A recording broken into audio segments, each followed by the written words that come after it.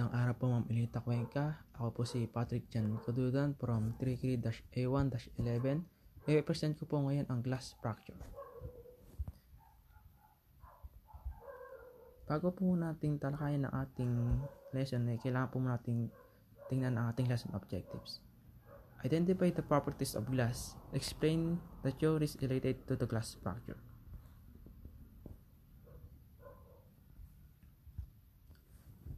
Properties of glass. Ito po ang transparency, heat resistance, pressure and breakage resistance, and chemical resistance. Glass fracture. The penetration of ordinary window glass by a projectile, whether it is a bullet or stone, produces a familiar fracture pattern in which cracks both radiate outward and encircle the hole. Yung glass fracture po, ito po ang glass na nagkaroon na po ng impact po sa bullet o kaya naman po sa stone, at ito po ay nag-iiwan ng familiar fracture po sa glass. Radial fracture and concentric fracture and conchodale fracture.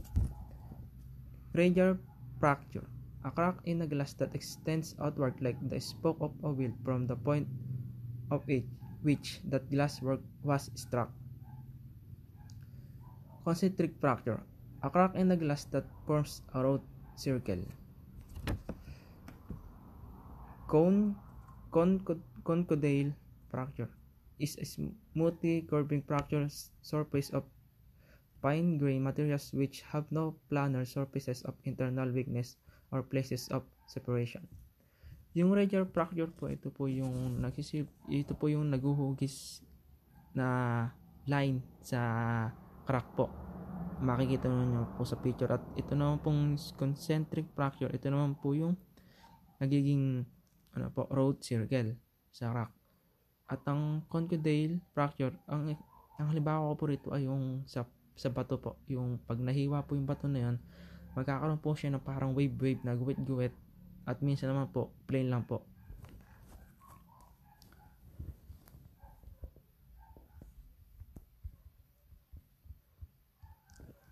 Types of glass fracture: low velocity impact fracture, high velocity impact fracture, thermal fractures.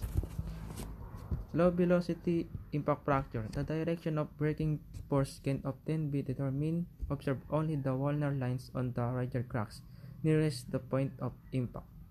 Yung low velocity impact po, ito po yung mahinang impact lang po sa glass. Ito po ay nag-iiwan lang po ng ulnar lines at radial cracks na malapit po sa point of impact. High velocity impact fracture, a high speed projectile striking a pieces of glass will produce a cone or crater. Ito naman po yung malakas pagkaka-impact po ng bagay, o kunyari po bullet o bato, na nagkakaroon po ito ng cone o crater sa sobrang lakas po ng impact. Thermal fracture. Thermal fracture in non-tempered glass, a typical heat crack is curved as a smooth edge and has no indication of point of origin of the crack.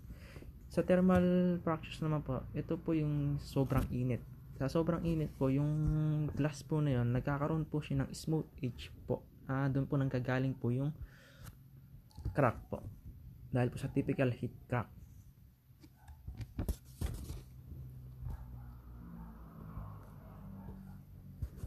The direction and sequence of force determination. The determination of force direction is a process easily done by a crime scene technician. The purpose of this determination is to establish which direction the projectile went through the glass. Ito naman po yung determination po ng force po ng direction po ng bagay, kunyari po bullet, ganun. Dito na po tinitingnan po nila kung saan po, kung sa likod o kaya po sa harapan. Meron pong method na sinusundan ito, at ito po ang tawag na 4R rule. Ridge lines on radial fracture are at right angles to the rear. The first step in this method is to find radial fractures that are within the first concentric fracture. Concentric fracture connect the radial fractures in patterns similar to a spider web. The next is to figure out which side of the fragment was facing in and which side was facing out. Sequence of force determination. An examiner can establish the sequence of the shots by considering the radial fracture's termination points. The first shot radial fracture will extend completely, while the subsequent shot's radial fracture will be stopped or cut off as they come into contact with prior fractures.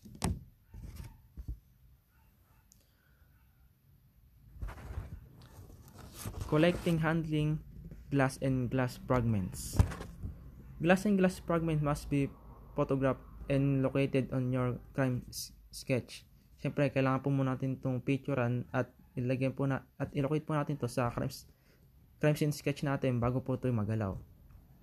And when collecting fragments, avoid smudging prints or dust, dirt, and blood stain. Wear a rubber or fabric gloves. Siyempre, kailangan po muna natin magsuot ng gloves bago po natin collect ang fragments po. Use rubber tip tweezer to handle small fragments. Gagamitin po natin ang rubber tip tweezer para po makuha po natin yung mga fragments at pwede rin po natin gamitin ang tape. Pick up by edge, avoid touching flat side of pieces, at ito po ay kukuha na po natin sa edge lang po at iwasan po natin mahawakan po yung flat side nito at baka kasi po makontaminate po natin yung fragments. Glass analysis. Glass analysis includes determining the type of glass based on glass fragments. However, the interfracture pane or window can be helpful when determining direction and sequence of force. Sa glass analysis naman po, dito na po natin i-analysis kung makapal po ba yung glass o manipis o na-cured po ba ito. At dito na po natatapos ang aking presentation. Maraming salamat po, Ma'am Cuenca. Magandang araw po.